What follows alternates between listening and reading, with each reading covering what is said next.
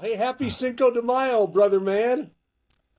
Oh man, I think back on this day and there very few Look what I memories. got for you. I really can't remember. Nice, nice, Your nice. favorite joint in Las Cruces, New Mexico, where we ate tacos Absolutely. and swilled margaritas with the parrots. That was a good place to be, man. Indeed. Hey, speaking of a good place to be, how about top of the AL West Division? That's a pretty good place to be. Great weekend, man. I mean, they continue to hit the baseball. Getting good news about George Kirby coming back hopefully in a couple weeks here, maybe in a month. Is that what they're suggesting? I didn't see the latest on that. I mean, I think that's the thing where you get a little nervous is the number of injuries. How long can they keep surviving these blows that they've had? That's what they have. So That's right. I mean, that's the point I was trying to make is that they kind of have endured them at this point, and the rest of the division is not playing particularly well. They've looked very good against Texas and Houston. I mean, we'll see about the Athletics. They're playing them today, right? They're starting a series with them. Right. They'll get their first look at that team. And then, I just very impressed by what they've done offensively. Now, I don't know, again, how long this can be sustained. But, this is what good teams do. I mean, good teams find a way to win when they're hamstrung a little bit, and we always talk about this, Gas, or I do, that you need a couple of things to happen. You need your stars to step up. You need to have a couple of career seasons from guys, right. And that can be a variety of different guys, but it's got to be career seasons. Doesn't mean 3 guys hitting 60 home runs, but it means Andre Munoz, for example, having his best season as a closer. Right.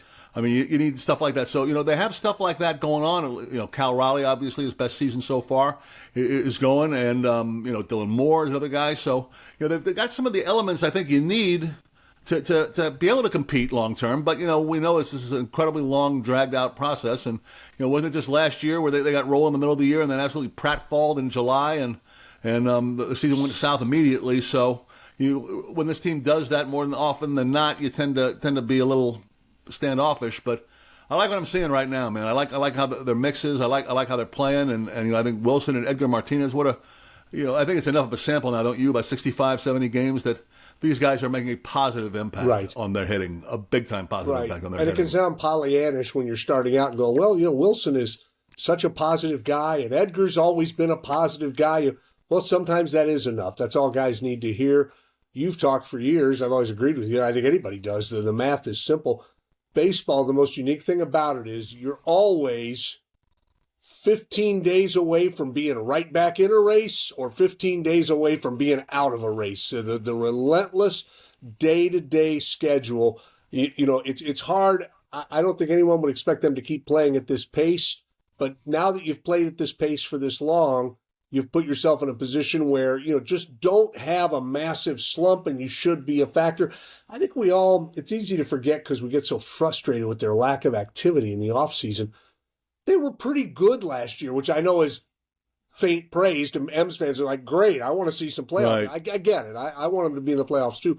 But this isn't like Edgar and Dan and Seitzer came in to take over a 70-win team. So there's some stuff to build on, and it's just fun right now to watch the way they're playing. Polanco is unbelievable. Polanco's the greatest example ever I've seen of our 2-word explanation for everything, which is, it's baseball. I don't know how to explain it. It's baseball. How is he pretty good with Minnesota all those years, comes over here and is horrible last year, and then to the point where they let him dangle in free agency for a couple of months, and finally re-sign him. Nobody wants him. They bring him back, and he's as big a story as there is in the game right now in terms of his. It's remarkable that they thought enough to bring him back because, I know they got a break on him, but why would you bring a guy back who really did not handle things the way you thought he could? That was a surprising move by the Mariners, and someone saw something. Yeah. Someone said, you know what, this guy is actually still got it. It's worth paying him half what we paid him last year just to see if it's true or not. And it is, and so far, it's been very true. It may have been just as simple as DePoto saw what was in his budget and said, we need somebody here. We're going to have to take a flyer on this guy again. It's such an inexact science. And as I said, we could be sitting here next week and, singing a different tune. But I like how they've played. I like that they've done this with so many guys banged up. You start getting guys back. Yep. I love Ben Williamson. This guy, geez, what? As you know, you and I are both on Team Rowdy because he's built like a talk show host. They don't need a ton out of him. They probably need a little more than what he's been given, but geez, he gets a key hit Saturday night. I know for a fact, just from a couple of anecdotes I've heard, that he's a fun guy in the clubhouse, and we both have lamented when they let Eugenio Suarez go. That what a guy does on the field is one thing. What a guy does behind the scenes is completely another thing. And maybe Rowdy is that kind of a guy. One other thing too, Gas. I mean, this team, we talked about it there briefly. Not being bad. I mean, they're used to winning more than they are losing. I mean, they've been a better than 500 club. So, this is a team that its default position is not necessarily to lose, but it's to win. So, we still got things to hope for that can really make this thing, really exciting. That's Julio, obviously. That'll remain first and foremost. But, if guys come back, and Brash is back in the bullpen, which is a good move, a good look. I mean, they're in a good spot here. Let's just, keep winning the series. Get 2 out of 3. Keep winning, and you'll be fine. Keep hoping that Julio's going to get better, because again, it's kind of it's unbelievable that they've done this without him getting off to a super hot start. Well, he will get hot at one point. He always does. How long it'll last, but he will get hot at one point. So that's fine. Maybe they need him for the 15 games that is going to separate them from the rest. Yeah. Well, here's hoping they keep it rolling. We're both big Dan Wilson fans, and it's, again, people talk about how this team trades in nostalgia too much, and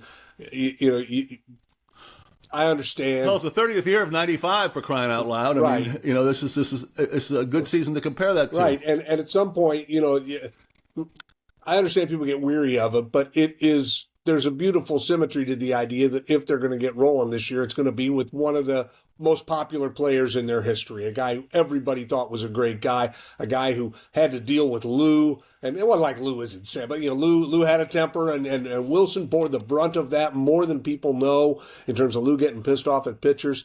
I'm really happy for Dan, and I'm in the bag for Edgar, so it's fun to see a team winning with those guys calling the shots. Yeah, Dan Wilson, remember, he was the first guy Lou got. Yeah.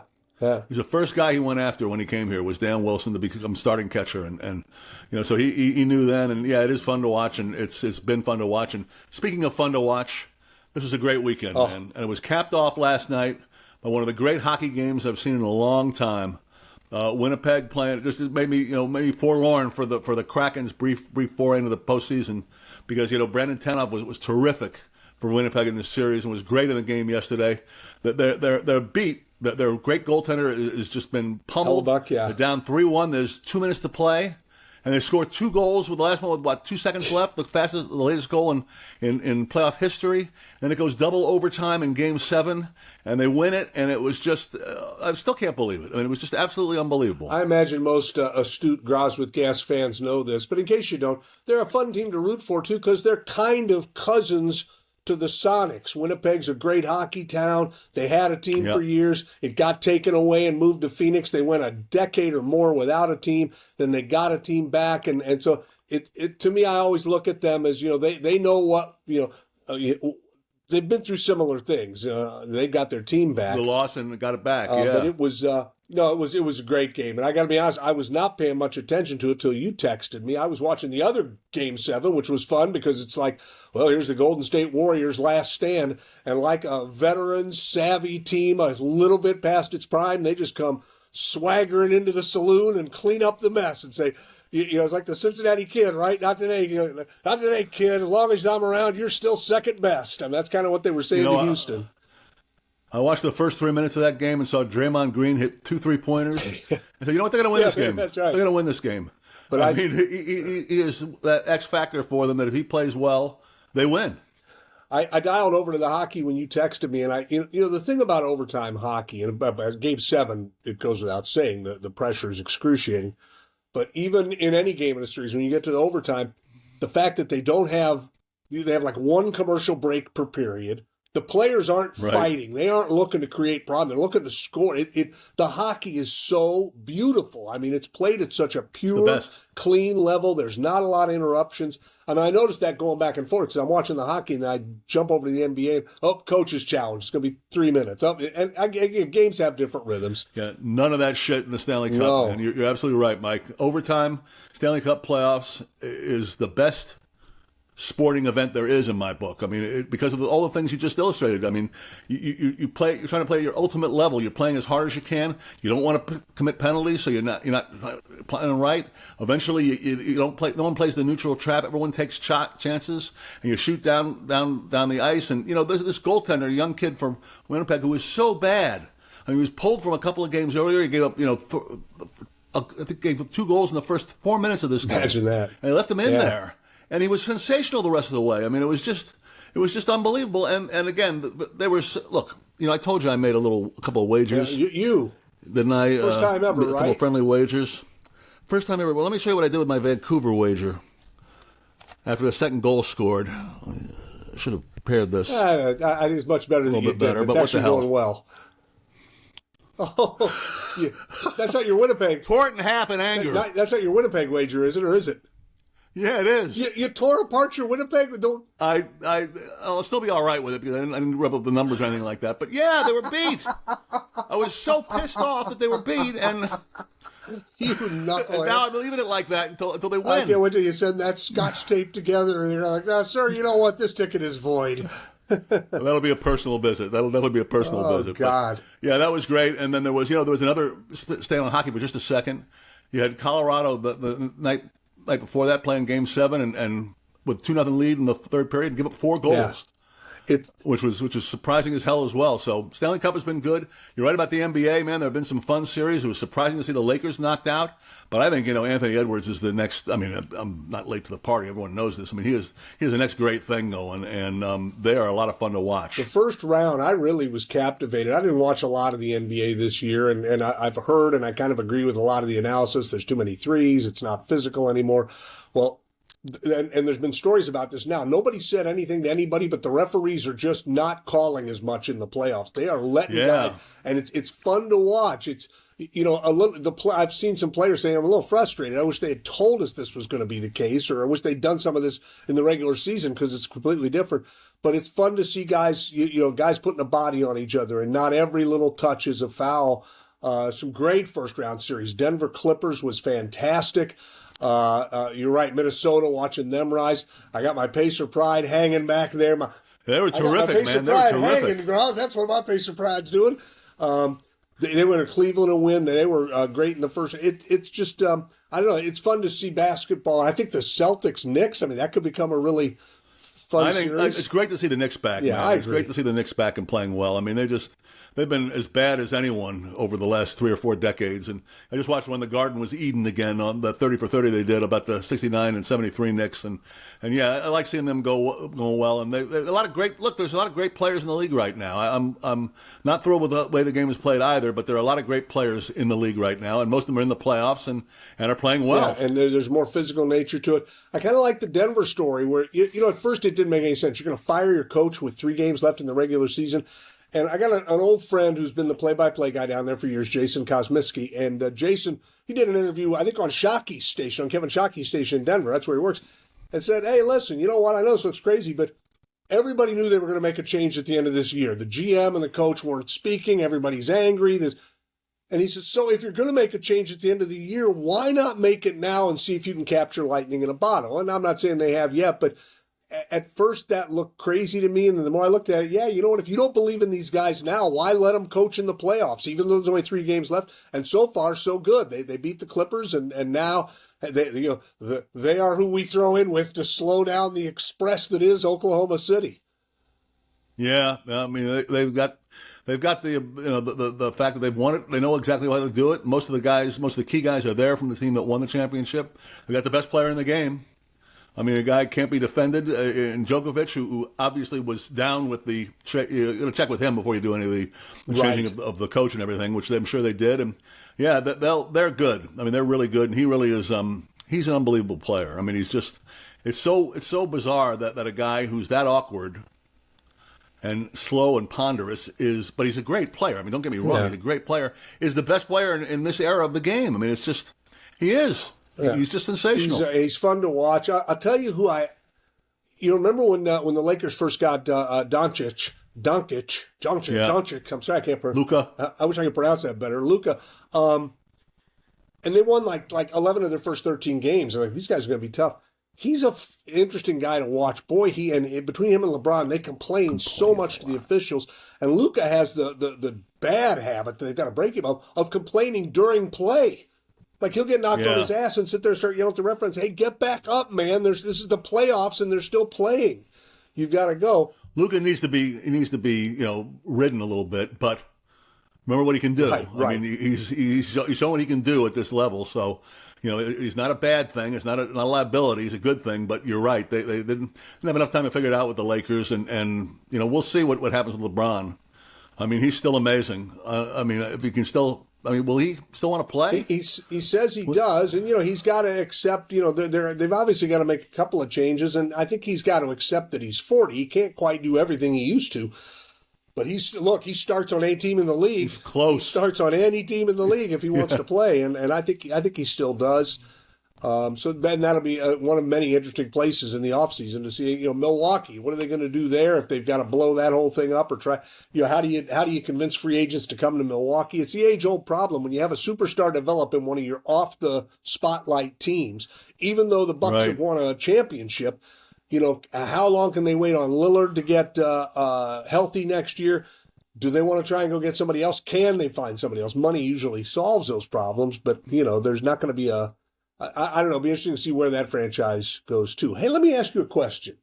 Is that a Log Jammers T-shirt? That's from the movie they're getting produced in The Big Lebowski. Am I right about that? Jackie Treehorn presents, buddy. Yeah, Log Jamming. I bring that up because, as I recall, Jeff Bridges was in that movie, right? Yes, he was. I bring that up because I was again reminded, and I look it up occasionally. It's fun to see. The Kentucky Derby and the tradition, they've done it for years, but they've made it a big deal now. They get a big celebrity to do Riders Up for the riders to get. Yep. And it was Simone Biles this year. She was great. She was fine. But nobody will ever be better than Jeff Bridges, who did it about 5 years ago. I have no idea if he imbibes, but he looked like he'd had a couple of bourbons. He wasn't. I'm sure he wasn't falling down, but he was excited, and he did such a great job with it. And it reminded me again. I think that's number one on my list of things I've never seen that I got to get off that. I got to get off the list of never having seen a derby because it was fun as always. It's fun when you hit the trifecta as I did. Yes, it is. So Congratulations. that's the second time, the triumvirate, my friends Joe and Rob and I, we've bet that thing like 35 years in a row. We've hit it twice. And this year wasn't huge. It was anything about predicting horses. We didn't for give years. You a hint that, we won though. The year Baffert's horse won and then was disqualified. We won, and that was like a $1,800 trifecta. This one was like $200. It's a fun race though. It's fun to watch when it's muddy and seeing them negotiate that, and then just it shows you that sometimes all you need to make an event great is just the history. I can't name 10 of the horses that ran. I don't do a lot of watching as much as I used to of it, but just that day and the last about 2 hours building up to it is so much fun. It is, and the race is the fastest 2 minutes, the most exciting 2 minutes in sports. It's something that's captured the imagination, has stood up with test of time while the rest of horse racing has really slid back. The Triple Crown still gets our interest, and it's still, to me, it's a chance to monitor the greatest athlete of all time. In my opinion, Secretariat is who I'm talking about, and his incredible streak of Triple Crown wins that I like to do on Twitter. I've done it for about the last 10 or 15 years, comparing his time in 1973 to the winning time that year in the Derby, and how much he would have won by. He's won it. It would have been his 52nd or 53rd straight win, and he would have won by about 15 lengths. Unbelievable, and that's kind of it every year, right? Not only would he win, but he would win by a huge margin. Well, you figure the Derby, only one other horse has run it in less than 2 minutes, and that's Monarchos, and that was in 2001. So, you haven't had anyone. Oh, excuse me, Authentic did it as well in 2020. But no, he didn't. He was two minutes, over 2 minutes. So he's the only horse to run at that speed. They've come a little closer to him there, but they haven't gotten him. I mean, the Preakness, they got his time come up in 2 weeks at a minute 53. There's one horse that came close, but you forget that in 2020, they delayed the Preakness and it ran in October. So those horses were 4 months older, which makes a big difference when you're a 3-year-old. Right. And they still couldn't run as fast as Secretariat ran. Yeah. And then you have the Belmont, which is the all-time, I think, greatest performance where no one has come within 2 seconds of it in forever. 52 forever. years. I mean, Easy Goer he was the last one who ran a 2:26, which would have been, you figure for 1 second is about 6 lengths. Yeah. So he was 12 lengths ahead of Easy Goer, the second fastest time. No one has approached that record. Yeah. I can't think of a speed record out there, Gas, in any sport with anyone that has held up like these have, and these numbers for that horse has. So it's always fun for me to watch that and watch keep thinking about that amazing horse. I always thought it's such. I mean, the artistic side of it, and you know the story well. But my friend, the late Bill Knack, who just happened to be at I forget which track it was. It must have been in suburban New York, so one of the New York tracks. The day Secretariat ran as a 2-year-old for the first time. Just happened to be there. Looked at it. Bill was a big bloodlines guy. Knew bloodlines like in his mind. Didn't have to look anything up. Saw that he was descendant of Bold Ruler and said, I'm going to bet $2 on this horse. And then watched him finish second in his first race. And Knack, who knew horses, was like, that was the best horse out there. I mean, by far he was the best horse. He just got boxed in a little bit. Imagine that. Imagine for a guy who ends up becoming synonymous with the horse as his biographer, having seen the very first time he ran and recognize that this horse is going to be great. And I'm in on the ground floor. Recognizing it is something special. Yeah. Hey, it's really something special. Speaking of horses and back to the NBA, I meant to mention, how about a Groz with gas fat thumbs up to Greg Popovich? What a run at And you know, I remember, I don't know how you felt. I remember thinking it was really shady when he's an very much he's an executive. He fires the coach and moves in as the coach, and like it was wasn't Hubie Bob Brown, Hill. but it was Hill. Bob Hill. Yeah. That's right. When he drafted Robinson and then finished last again. And then they got Duncan. I think because Robinson got hurt and he got Duncan, and then he came in and took over for him, which did seem very chump because he'd just been an assistant coach, I think, at Golden State before that. He coached at like Pomona, and he had very little head coaching experience, and look what he did. And look who he became too. I mean, he was thought of as one dimensional, kind of a gruff, not fun person, and then we found out, gradually as the years went by that wasn't the case with him. His thing with the reporter Craig, the sideline reporter Sager, from Craig Sager, who had cancer, was really moving, and he wound up being a really significant character in the NBA over the last 50 years. A very, very important person, I think, in that league. Yeah, and by the way, won 1,400 plus games and lots of championships, and like you said, was willing to use his platform to speak about things that were important to him. Yeah, Greg Popovich, quite a run. Is going to stay. He had a stroke in November, and he wants to stay in the business, but doesn't want to coach anymore. Which I kind of like that too. It's like smart enough to go, you know what? I gotta dial it back a little. And he sat out all this year anyway, so it was time. Good for him. He did all right. For Last himself. quick note from me, Groz, before we get to our sensational animal story. We both think college football and its current thing is just not sustainable. Screwed. Here's a note for you. Last year, everybody's eyebrows were raised because the Ohio State Buckeyes, the national champs, supposedly had a payroll through NIL of about $20 million. $20 million. And that was eye-popping. And like, you got to be kidding me. Steve, I'll bet 5 teams are beyond that now. well, I don't know how many are beyond it, but Steve Sarkisian's Texas Longhorns will hit the field this year as a $40 million club. It's doubled in a year. Groz, this is not sustainable in any way, shape, or form. Remember, everybody was freaked out when Washington gave Penix $1 million to stay an extra year. It turned out to be a great investment for everyone. Carson Beck, the kid from Georgia, was going to get drafted in the NFL, certainly was going to get a gig. But $4.1 million convinced him to go to Miami instead and play a year for the Hurricanes. So he's going to stay a year. Again, I don't begrudge the kid. I don't begrudge anybody. I just don't see how this is sustainable. I don't see how you can possibly make these numbers work for any length of time at all. There's the contempt that I feel for the head of the NCAA and the people that are calling their major strategies is overwhelming, and it has been for a long time. They created this themselves. This was something that they caused. This wouldn't have happened if they hadn't acted the way they did. Time after time after time, they were told that they can't do this. You're eventually going to get caught up in this, and guys wouldn't believe it. We knew reputable guys who were in the business who said, you'll never pay the players. That'll never happen. Yeah. And I'm like, how can you say that? Right. How can you say that and actually think that's going to hold up all these years? Someone will find the right way in.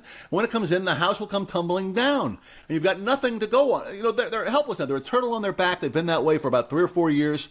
You know, the great writer for who writes, John Wilner, who writes down, we were in the Times up here, but he writes in San Jose and has been great on the Pac-12.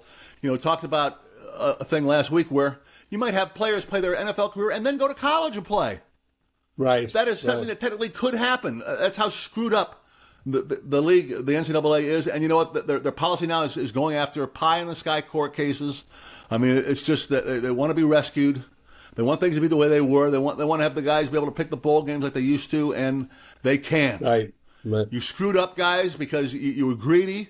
You began this thing with the student-athlete thing, which was a falsehood, which was a false statement.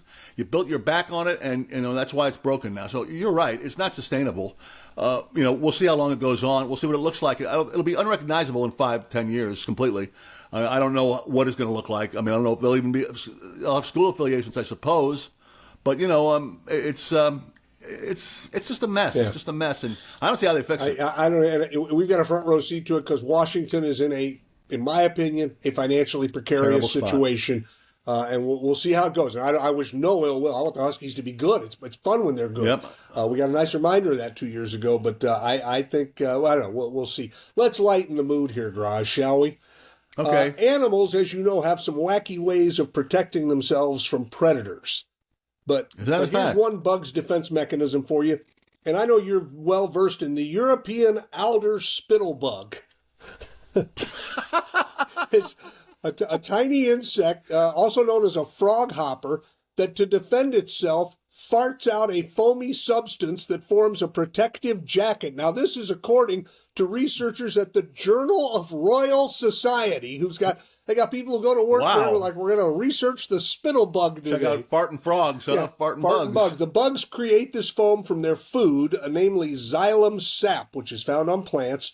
They get it in the digestive tract. Much of it is used to create foamy material. The insects then use their excrement to form the foam and shoot it out of their anuses. This is, again, according to the Journal of Royal Society. Now, the authors hope to further investigate the properties of this foam to find out why it's so protective for them. And they also think they have discovered that it may become something that could be useful in skin care. Now, I don't know about your skincare regimen, Groz, but I'm going to have to go along. I'm going to go a long way before they're putting spittlebug shit on my face. I don't need that at all. I got enough problems with this mug anyway. I don't need spittlebug poop all over my face. Bug shit, huh? Maybe. Bug shit, maybe. Huh? There you go. I'm going to You're try. able for a spokesman deal, I can tell. I'll try anything once. Hi, boss.